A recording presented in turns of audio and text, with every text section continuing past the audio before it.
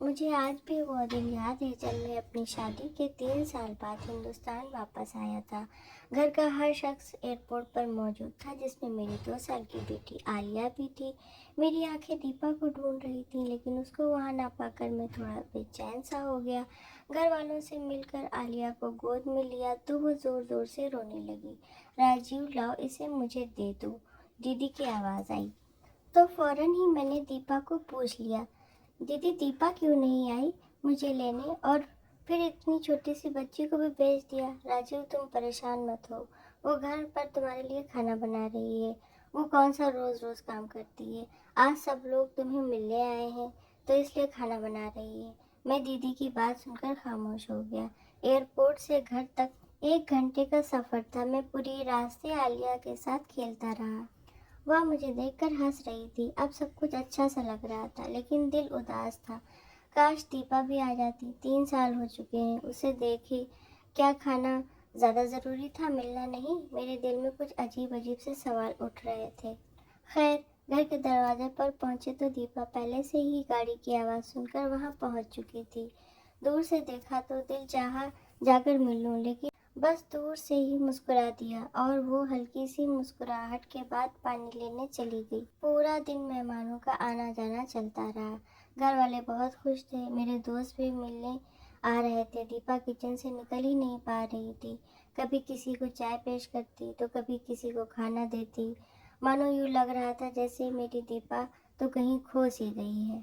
शाम हुई तो मेहमानों का रश कुछ कम हुआ। सब खाना खाने में बिजी थे। सोचा दीपा की कुछ मदद करूं। सुबह से बस काम में ही लगी है। अभी उठा ही था कि मम्मी ने बुला लिया, मेरे पास आकर बैठ जाओ। जी मम्मी, दीपा से कुछ बात करनी है, आ रहा हूँ। अरे उसे छोड़ो, काम खत्म करके खुद ही आ जाएगी। वैसे भी कौन सा काम करती है, आज ही तो करने लगी है, उसे करने दो। मैं हैरान था क्योंकि दीपा के बारे में मैं ये दूसरी बार सुन रहा था। दीपा के खिलाफ कहीं ना कहीं आग मेरे दिल में लग चुकी थी। सुबह जब दीदी ने दीपा को काम ना करने के बारे में सुनाया, साथ में मम्मी भी दीपा को डांटने लगी, तो मैं भी चुप करके बैठ गया और सोचने लगा कि शायद मम्मी ठीक कह रही होंगी। आखिर वो मेरी माँ है, गलत कैसे कह सकती हैं। रात को जब सब सोने चले गए तो दीपा से कुछ बात करने का मौका मिला। दीपा, इतनी चुप क्यों रहती हो? तुम तो बहुत बोला करती थी। याद है ना, पूरा दिन हम ऑफिस में बस तुम्हें चुप कराया करते थे। कभी वो उससे लड़ाई तो कभी मैडम सुनीता से। दरअसल दीपा और मैं एक ही ऑफिस में नौकरी करते थे। दीपा मुझे पहले दिन से ही बहुत पसंद आ गई थी। जब वो पहले दिन नौकरी पर आई थी, मासूम सी थी और बोलने में पूरी तोता थी। हमने 3 साल तक एक साथ जॉब की। फिर मुझे बाहर जाने का मौका मिला तो जॉब छोड़ दी, लेकिन आपको कभी नहीं भूला। आपको अपनाना चाहता था, तभी माँ को राज़ी किया। तो बहुत ही मुश्किल से माँ राज़ी हुई और फिर आखिरकार हम एक हो गए। मैं बस 1 महीने के लिए ही अपनी शादी पर आ सका। शादी के बाद इधर उधर दावत और घूमना फिरना लगा रहा। पूरा महीना गुजर गया, पता ही न चला राजीव। वो मैं बस दीपा ने अभी इतना ही कहा था कि आलिया ने रोना शुरू कर दिया। दीपा उसको चुप कराने और सुलाने में लग गई। मेरी आँख कब लग गई पता ही न चला। सुबह आलिया के रोने की आवाज़ से मेरी आँख खुल गई। दीपा यार, आलिया को देखो, ये क्यों रो रही है? पर आलिया की मुसलसल आवाज़ से आखिर मैं उठ गया। दीपा कहाँ हो यार? ये कहते हुए मैं आलिया को लेकर कमरे से बाहर आया तो फिर से दीपा को किचन में ही पाया। चने कम पड़ गए हैं दीपा, चने और लाना। मम्मी की आवाज़ मेरे कानों में पड़ी तो कुछ देर रुक सा गया। सब लोग खाने की मेज़ पर थे सिवाय दीपा के। मम्मी ने मुझे देखा तो बुला लिया, आओ बेटा, नाश्ता तैयार है, देखो तुम्हारे सब भाई बहन मौजूद हैं। मम्मी, दीपा कहाँ है? आलिया को भूख लगी है। तभी दीदी बोली, लाओ आलिया को मुझे दो, तुम फ्रेश हो जाओ, इसे मैं देखती हूँ। आज फिर दीपा किचन में अकेली और पूरा खानदान, जिसमें से कम 20 लोग तो होंगे। सभी खाने में बिजी थे। मम्मी तो कह रही थी कि दीपा कोई काम ही नहीं करती, बस कल ही किया था। तो फिर ये क्या था? दीपा, अपना और मेरा खाना बाहर ले आओ। शायद मेरी बात किसी को भी अच्छी नहीं लगी थी, पर ऐसा कुछ भी था जो मुझे भी अच्छा नहीं लग रहा था। सुबह से दोपहर, दोपहर से शाम, दीपा का बस एक ही काम था कि वो हर किसी की ख्वाहिश पूरा करने में लगी रहती। मैं समझ चुका था कि दीपा इतनी चुप क्यों हो गई है। मेरे घर में आ जाने के बाद दीपा के चेहरे पर फिर कुछ बदलाव आना शुरू हुआ था। शायद मेरे जाने के बाद सब उस पर हावी हो जाएंगे, तभी वो थोड़ा सहम चुकी थी। वक्त गुजरता रहा।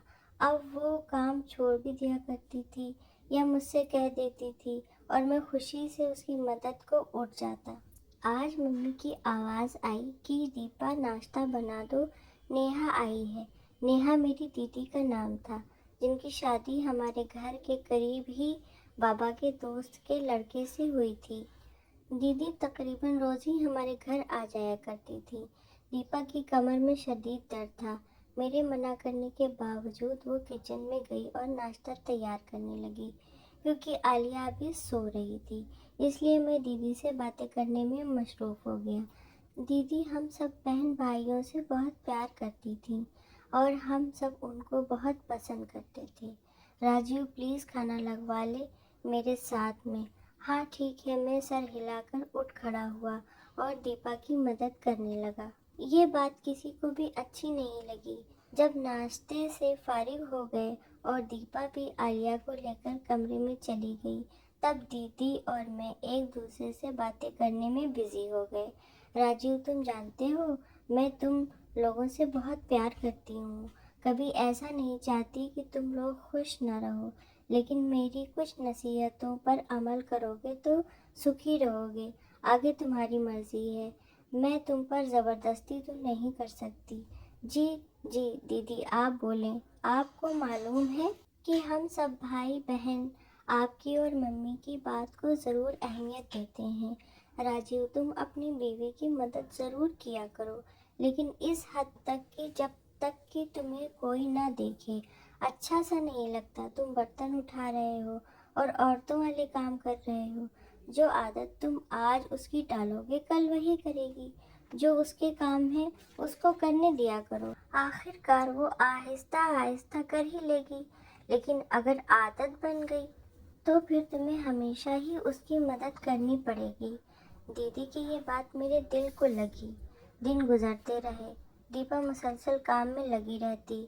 कभी मेरा दिल चाहता तो बस आलिया के लिए दूध बना देता, उससे ज़्यादा कुछ भी नहीं। मम्मी नहीं चाहती थी कि मैं वापस दूर मुल्क जाऊं, बस फिर वहीं रह गया। क्योंकि मैं एक मेकअप की कंपनी में जॉब करता था, मैंने इसी काम को घर पर ही शुरू कर दिया, जिसे मैं घर बैठे बैठे ही कंप्यूटर से ऑनलाइन मेकअप सेल करके बहुत अच्छा कमा लेता था। वक्त गुजरता गया, सब कुछ नॉर्मल था। मैंने कभी गौर ही नहीं किया कि दीपा क्या करती रहती है। जब मेरे 3 बच्चे हुए तो गुजारा थोड़ा मुश्किल हो गया। मेरी दोनों बेटियां जो स्कूल जाया करती थीं, लेकिन बेटा अभी छोटा था। तभी मैंने और दीपा ने एक फैसला किया कि हम बच्चों को बेहतर शिक्षा देने के लिए शहर से शिफ्ट हो जाते हैं। वहाँ दीपा नौकरी कर लेगी और मैं घर बैठे अपनी चीज़ों को सेल कर लूँगा। दीदी से मशवरा किया तो उन्होंने भी इसकी हामी भर ली कि ठीक है, बस मम्मी को मत भूल जाना। मेरी तो ख्वाहिश थी कि मम्मी को साथ में ले जाऊं, लेकिन मम्मी अपनों को छोड़ के जाने के लिए तैयार न थी। वो बड़े भाई के साथ रहने लगी। अब जिंदगी बेहद बिजी थी। मैं पूरा दिन शाम तक ऑर्डर ही लेता और उनको उनके पते पर भिजवा देता।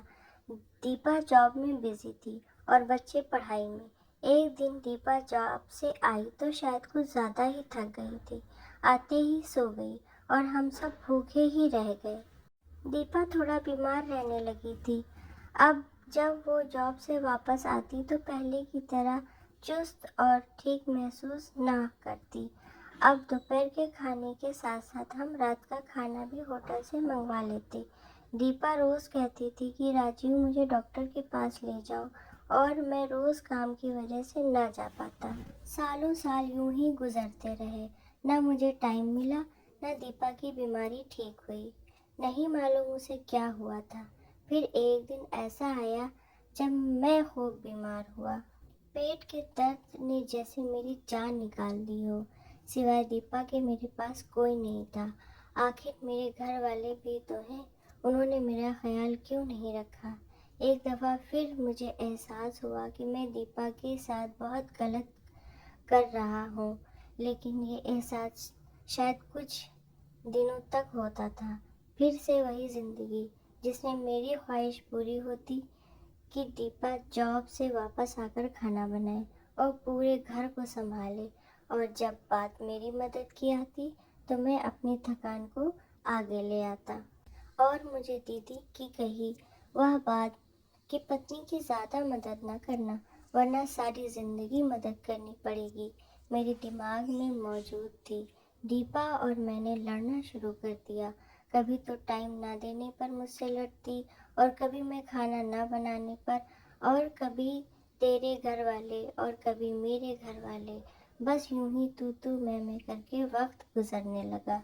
कभी मान जाते, कभी लड़ने लगते। आज मैं बहुत उदास हूँ।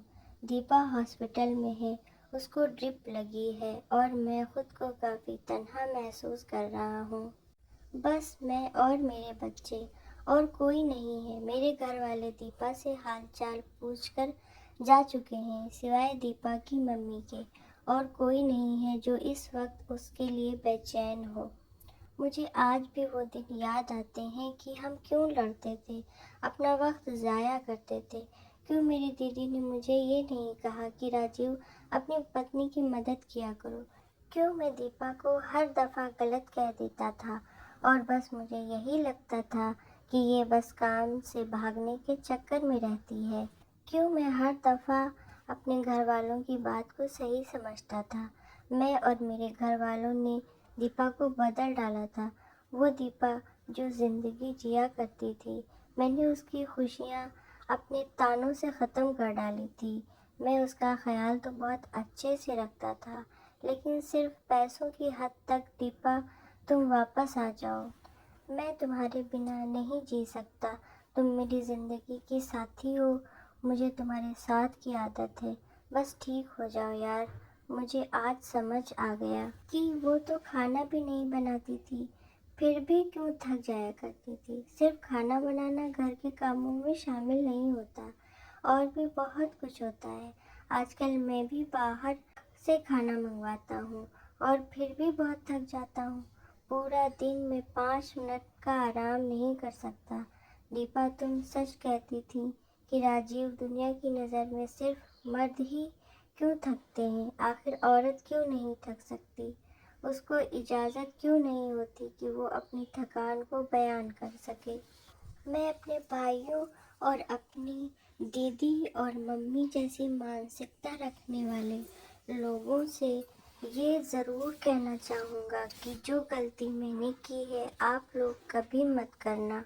अपनी पत्नियों के लिए टाइम निकालो, उनके लिए नखरे उठाओ, क्योंकि ये सब उनको पसंद आता है। अगर तुम चाहते हो कि तुम्हारी पत्नी जवान और हंसती रहे, तो उसकी तारीफ किया करो।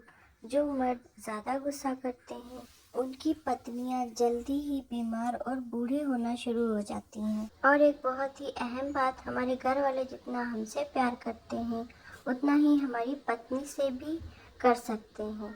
लिहाजा पत्नी आपकी है, ना कि मोहल्ले वालों की, और उसने आपके घर को संभालना होता है। लिहाजा उसको और भी ज़्यादा मजबूत बनाने के लिए आपके प्यार और मदद की ज़रूरत पड़ती है। अपनी पत्नियों की उनके काम में मदद किया करो, ताकि अगर वो थकें भी तो आपका साथ उनका सहारा बन जाए, और आपका घर हमेशा स्वर्ग बना रहे। दोस्तों, अगर आपको ये कहानी अच्छी लगी हो तो प्लीज़ कमेंट करके बताइए। धन्यवाद।